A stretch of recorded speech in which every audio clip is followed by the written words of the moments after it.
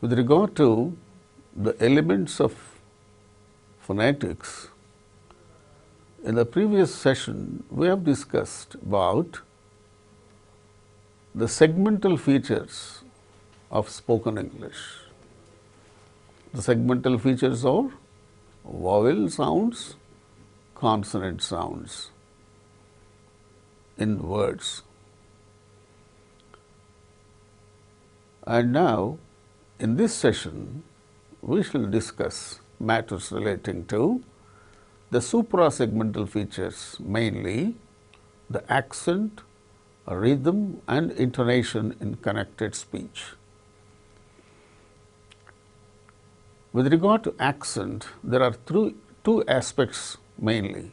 One is word accent or stress, and the second one is sentence stress or sentence accent. Now, let us discuss word stress. What is word stress? In an English word which contains more than one syllable, one of the syllables is uttered with greater force and is said to be accented or to receive the accent. And the accented or stressed syllable is the syllable that gets a prominence and it is uttered with a greater force. Okay?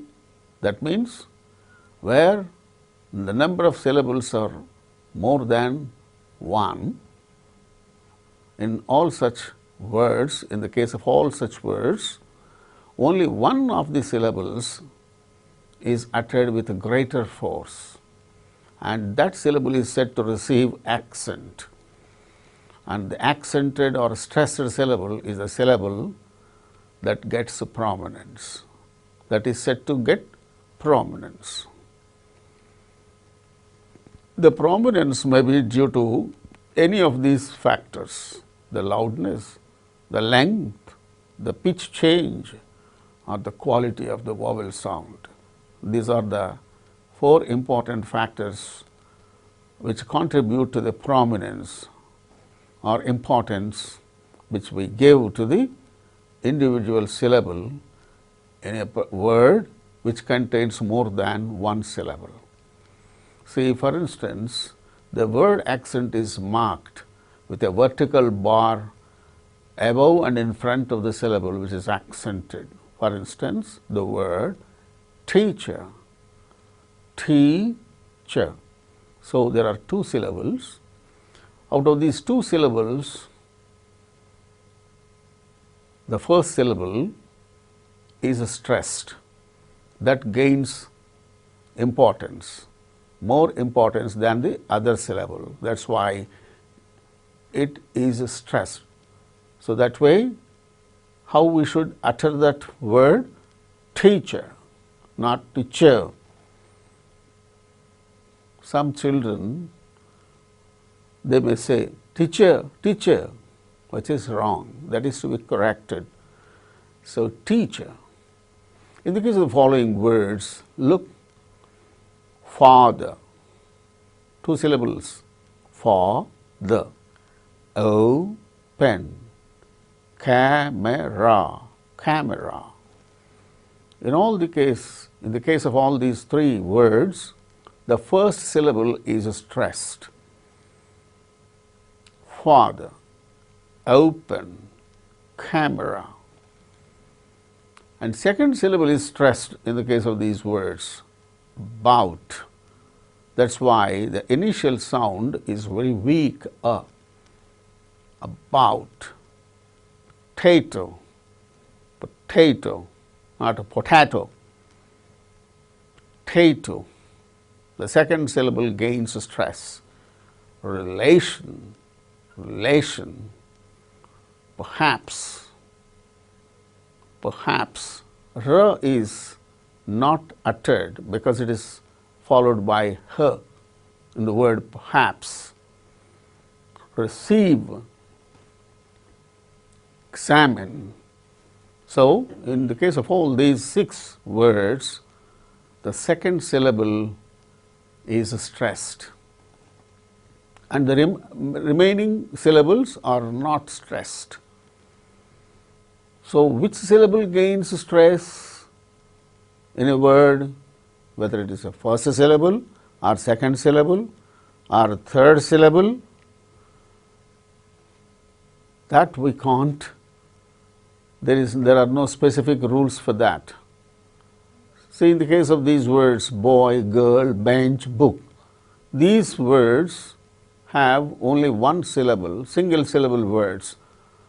They are pronounced with stress, boy, automatically they are stressed, boy, girl, bench, book. When the single syllable words when pronounced in isolation, they get almost stressed, they get stressed. In the case of words of more than one syllable, that means disyllabic words or trisyllabic words, there also only one syllable is stressed, that is word stress. But in the case of polysyllabic words, that means words containing more than two syllables, they are called polysyllabic words. One of the syllables gains more prominence and is said to receive primary accent, and one more syllable also gains less prominence and it is said to receive secondary accent. The secondary accent is marked below and in front of the stressed syllable. See, for instance, examination, examination, examination. How many syllables are there? Examination, 5 syllables. So, examination,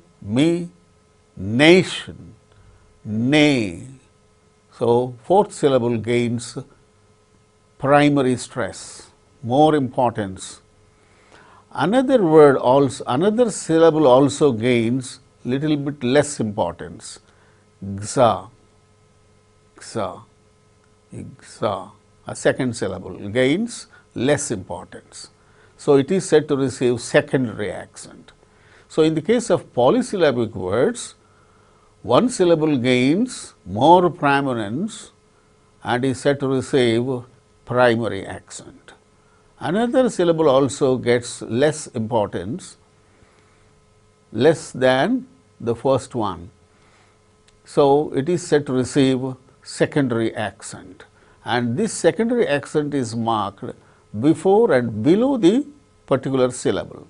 That is why in the word examination, examination, nay, the syllable nay is marked with primary accent, that is before and above the syllable, and xa. So, that second syllable is marked secondary accent, that means below and before and below the syllable. Similarly, intonational, intonational, intone. So, the third syllable gains a primary stress, first syllable gains secondary stress. That way, in the case of all polysyllabic words, one syllable gains more importance and it is said to receive primary accent, and another syllable which gains less prominence is said to receive secondary accent. So, in the case of polysyllabic words, two syllables gain stress. One syllable is said to receive primary accent, another syllable is said to receive secondary accent. In English, word stress is free and fixed. How it is free? Free in the sense that it is not associated with a particular syllable in a word. See, for instance, examine, examinee, examine. In the case of the word examine, second syllable gains stress. In the case of the word examinee, examinee, fourth syllable gains stress. Similarly, photograph, photographer, photograph. In the case of the word photograph, the first syllable gains stress. In the case of the second word, photographer, second syllable gains stress. So, word stress is free. It may be first syllable or second syllable or third syllable, whatever. That way, it is free. That means, it is not associated with a particular syllable of a word. Word stress is fixed in the case of each and individual word. It is fixed wherever it occurs. It is stressed in the same way. So, the word stress occurs in the same way wherever the word is used. Teacher, wherever the word comes, it should be uttered as teacher. Success, with stress on second syllable, success. Recommend, third syllable gains stress in the case of the word. So, that way it is fixed in the case of each individual word.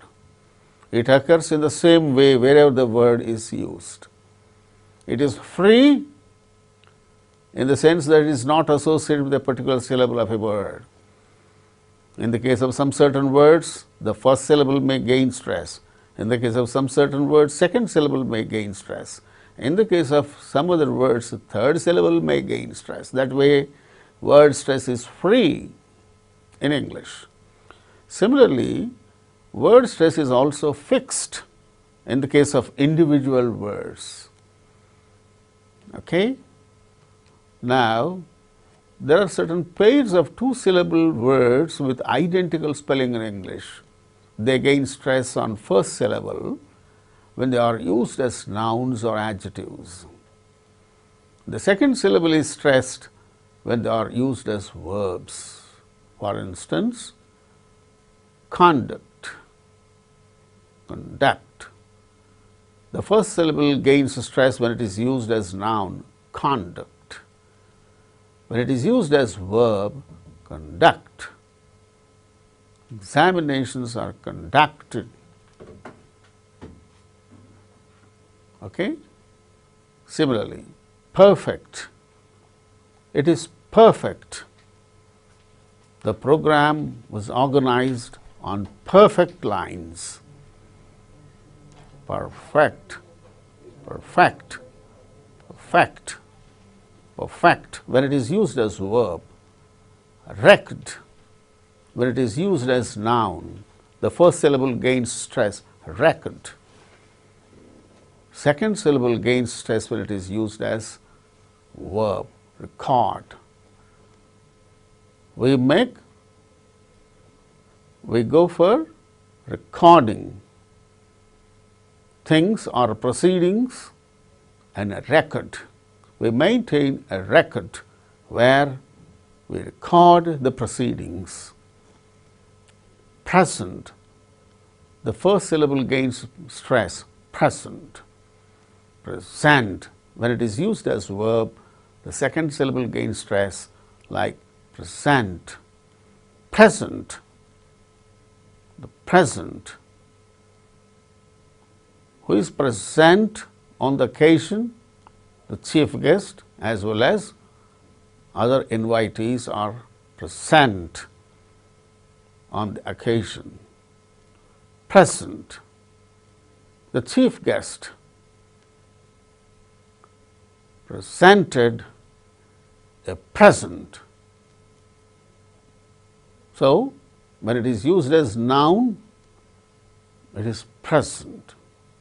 When it is used as verb, present, second syllable gains stress. Now, let us come to the aspect of sentence stress or accent. As in the case of polysyllabic words, not all words are prominent in a sentence.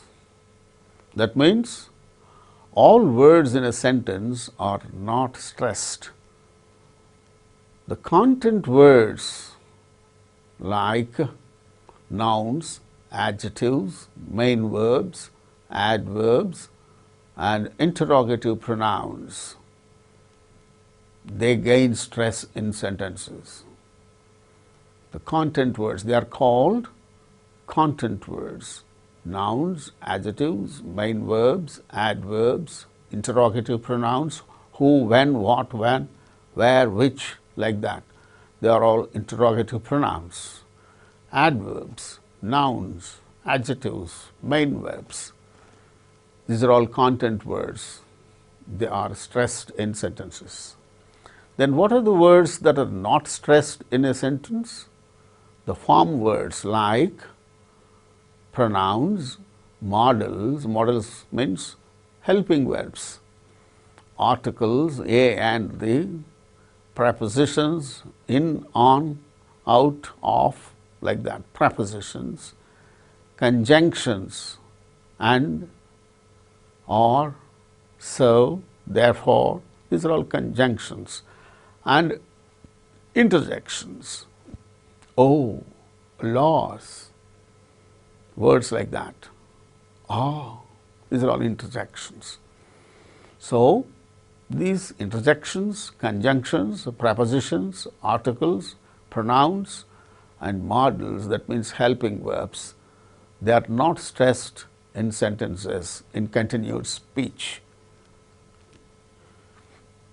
See, look at these sentences. These sentences, their stress is marked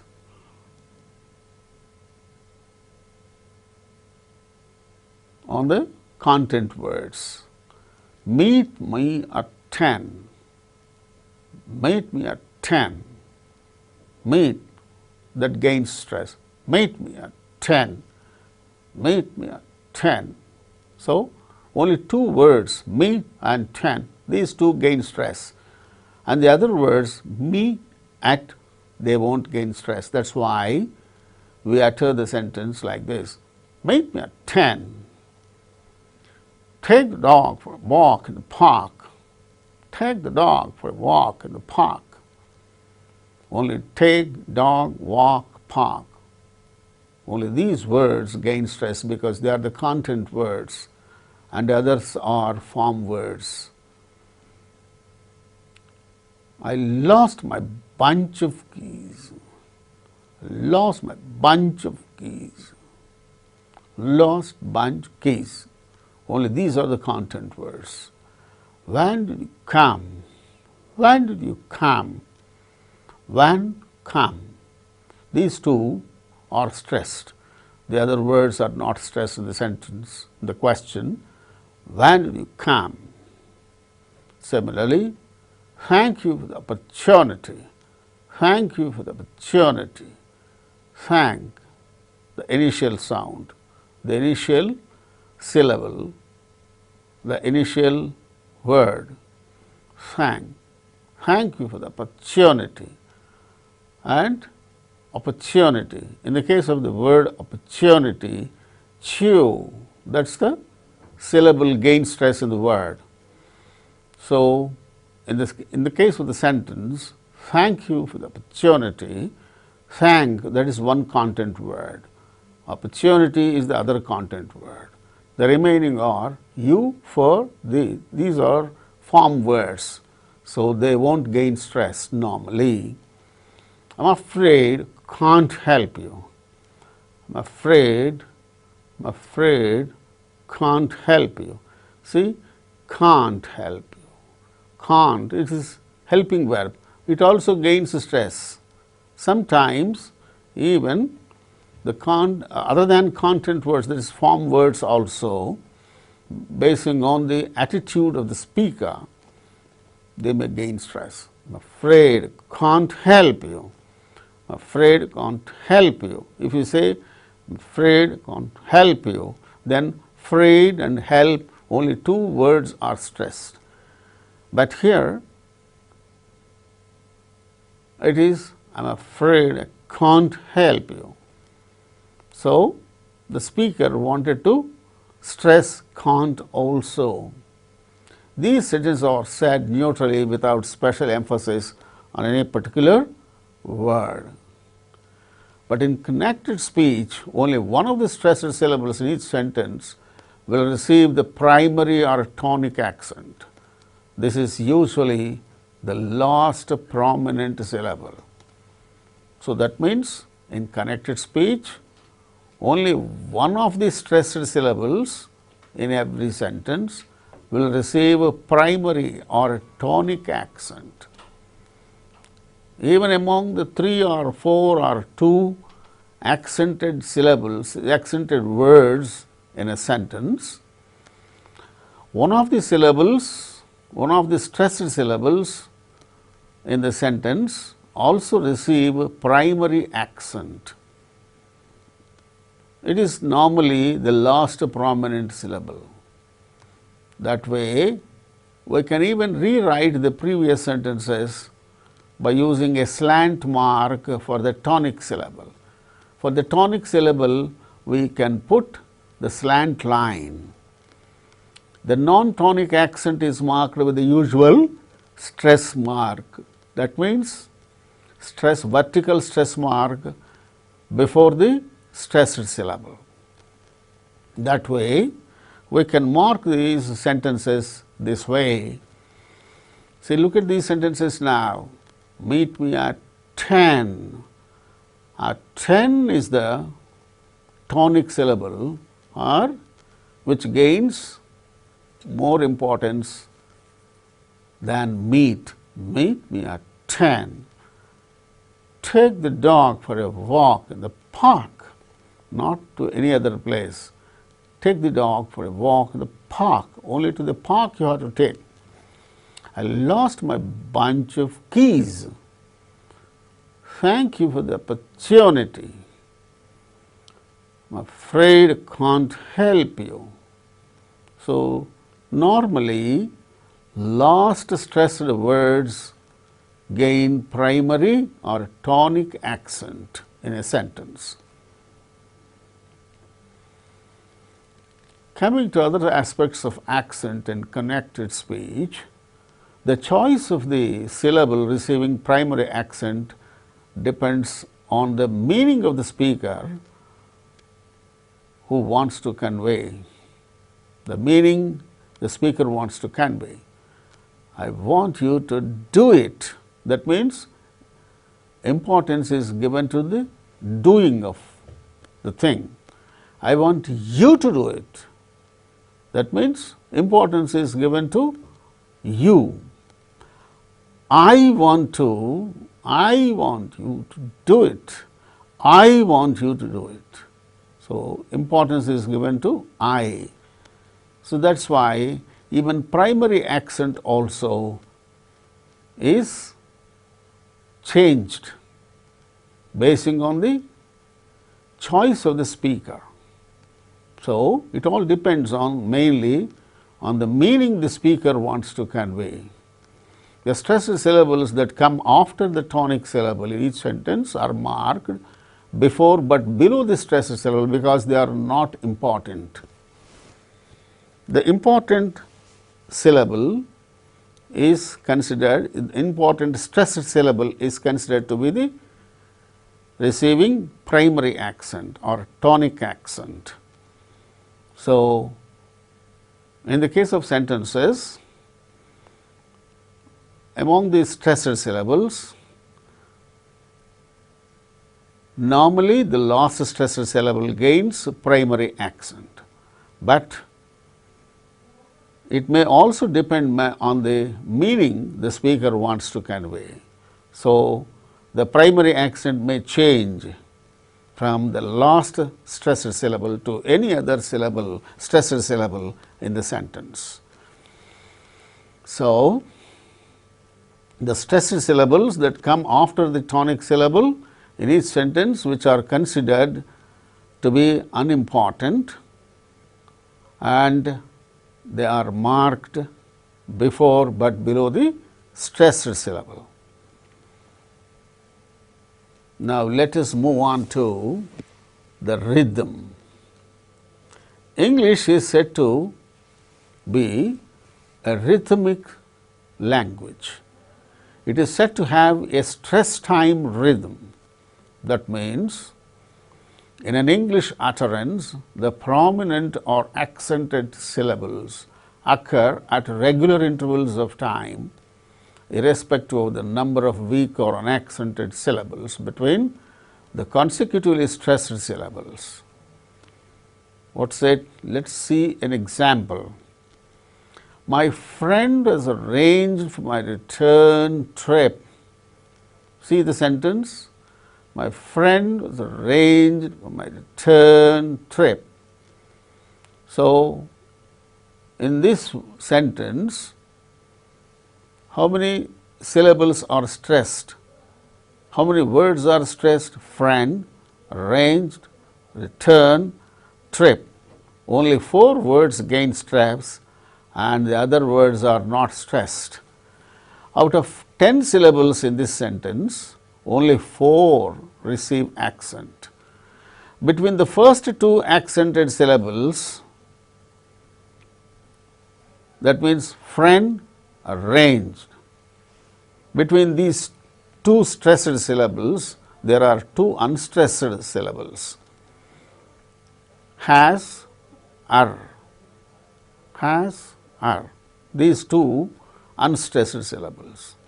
There are 2 unstressed syllables between the first 2 stressed syllables.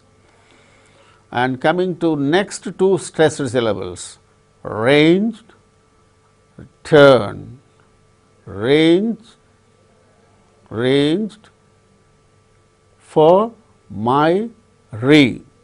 There are 3 unstressed syllables for my re.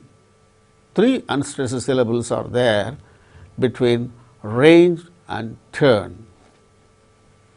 And between the 3rd and 4th stressed syllables, turn and trip, there are no unstressed syllables. 0 unstressed syllables are there. And between the 2nd and 3rd stressed syllables, there are 3 unstressed syllables. Between 1st and 2nd stressed syllables, there are 2 unstressed syllables, that is, has, are. Irrespective of the number of unstressed syllables, the time taken shall be the same. That is the main point to be kept in view for rhythm. So, the interval of time between the consecutively accented syllables is just the same, irrespective of the number of unstressed syllables between them.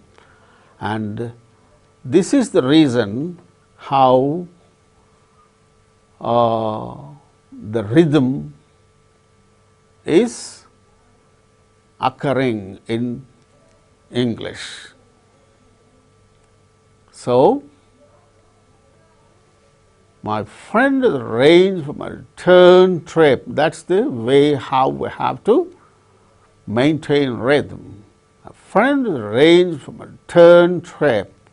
The time taken is just the same, irrespective of the unstressed syllables between consecutively stressed syllables. There may be 2 unstressed syllables, there may be 3 unstressed syllables, or 1 unstressed syllable, or 0 unstressed syllables between the consecutively stressed syllables. But the interval of time shall be just the same. Same time has to be maintained, and that is how we have to speak that sentence like this. My friend has arranged my return trip. The time shall be the same, irrespective of the number of unstressed syllables between consecutively stressed syllables.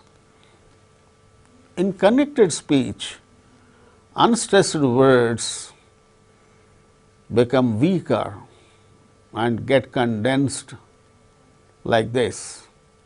Am becomes will becomes l, would becomes just d, of becomes v, and becomes n, his becomes is, not becomes nt. Likewise, these words which are not stressed, that is form words which are not stressed in sentences, they are condensed. So, the strong form and weak form are shown to you. That way, when the unstressed words get contracted or condensed, the time interval will be just the same between consecutively stressed syllables, although and irrespective of the number of unstressed syllables between consecutively stressed syllables in a sentence. Now, we move on to the last and final aspect of spoken English, that is intonation. This intonation, the rate at which vocal cords vibrate, here are the vocal cords. The rate at which the vocal cords vibrate is called the frequency of vibration, and this determines the pitch of the voice. The more rapidly the vocal cords vibrate, the higher will be the pitch. Normally, the pitch of ladies is more than men. The more rapidly the vocal cords vibrate, higher will be the pitch. And when we hear someone speak, we notice variations in the pitch of his or her voice. That means sometimes the pitch rises, sometimes the pitch falls. The variation of pitch of the voice is called the intonation of the language. The variation, the change in pitch of the voice, it's called the intonation of the language. The syllable on which a pitch change takes place is called the tonic syllable and is usually marked with slant lines which are shown there, depending on the type of pitch change. In the case of a tonic syllable, if it is falling tone to be used, it should be likewise, it should be slanted likewise, it is shown there. And if it is rising tone, again it is shown there. Fall, rise, rise, fall. That way, 4 types of pitch changes we can notice in the case of English. So, falling tone, rising tone, fall, rise, and rise, fall. When do we use these different things, falling tone, rising tone, fall, rise, and rise, fall? For instance, look at this sentence. I want you to take the dog for a walk. I want you. That means falling tone is on you. That is the main and more important stressed syllable. That is the tonic syllable. So, the tonic syllable is to be uttered with falling tone. Here it is uttered with falling tone. In the case of statements, work questions, commands, greetings, and exclamations, these are all the various kinds of sentences. We normally use falling tone. See, look at these sentences. The postman is looking for you. The postman is looking for you. So, it is a statement, and there in that statement which word and which syllable is considered to be the tonic syllable? Postman. Post. The postman is looking for you. The postman is looking for you. Where are you coming from? Where? The falling tone is on where. Where? Where are you coming from? When did you come? When did you come? Here, come is the word that gains the falling tone. When did you come? What can I do for you? Do gains that change in pitch, falling tone. When did you come? The work questions. Ordinary statements like the postman is looking for you. And the work questions, where are you coming from? When did you come? What can I do for you? So these are all the sentences where we can notice the falling tone. They may be statements, they may be commands, they may be work questions, they may be greetings and exclamations. See, go straight and turn to the left.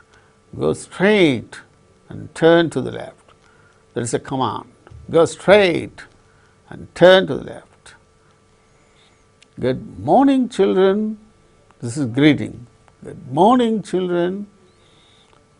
Good morning. When you are uttering appropriate word, morning, then we can notice the falling tone occurring on the word morning. Good morning, children. Likewise, we have to use falling tone on statements, work questions, commands, greetings and exclamations. Coming to rising tone, the symbol is a slanted line moving upwards, and this rising tone is used in the case of yes/no questions, in the case of requests, in the case of cheerful greetings, in the case of tag questions, etc. We normally use, in all these cases, we use rising tone.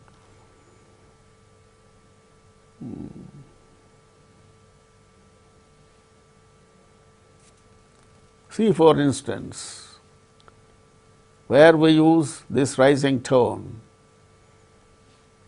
Can you meet me at 10? So, the rising tone is on meet. Is father at home? So, in that question, it is a yes/no question. Is father at home? And then coming to requests and coming to imperative sentences. Shut the door if you don't mind. Shut the door if you don't mind. So, that way there are two parts in this particular sentence. Shut the door if you don't mind. Likewise, he didn't do it, did he? He didn't do it. He didn't do it. It is ordinary statement. Although it is a negative sentence, it is an ordinary statement. He didn't do it, did he? This is again tag question. So, in the case of tag questions, we have to use rising tone. So, tag questions, greetings, requests and yes/no questions. In all these cases, we have to use rising tone. Fall rise. When there is a sense of doubt, we use fall rise tone. For example, a question. Is Ramesh a nice man? Is Ramesh a nice man? A nice man? Is Ramesh a nice man? What are you talking about? Ramesh? Oh, వాడి గురించా? Ramesh. That means if you utter sound, if you utter that word, Ramesh, Ramesh, fall, rise. Ramesh, then you are expressing a sense of doubt about the individual. That means you doubt him to be a nice man. Is Ramesh a nice man? Ramesh, that is fall, rise tone. And then rise, fall. When we want to reinforce a certain meaning, we use the rise, fall tone. For instance, do you agree with him? Oh, yes, that is rise and fall. So, when you want to reinforce a particular thing, we use rise, fall. That way, how many kinds of intonations we can notice? Normally, rising tone, falling tone, fall, rise, and rise, fall. So, wish you all the best. There ends the discussion for today in this session. Thank you, one and all.